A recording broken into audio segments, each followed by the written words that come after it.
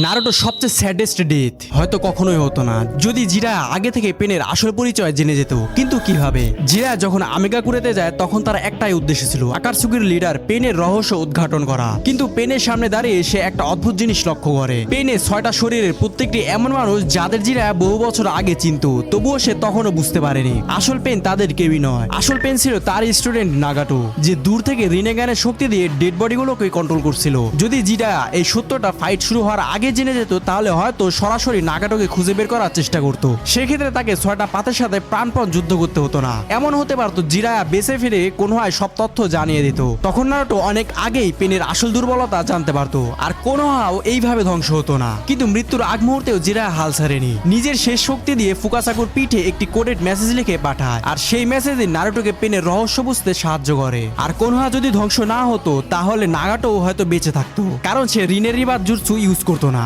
তাহলে তো হয় ওবিটোর 4th গ্রেড নিনজা ওয়ার শুরু করার চিন্তায় মাথায় আসতো না। তোমার কি মনে হয় পেন আর জিরা যদি বেঁচে থাকতো ওবিটো কি এত সহজে 4th গ্রেড নিনজা ওয়ার শুরু করতে পারতো?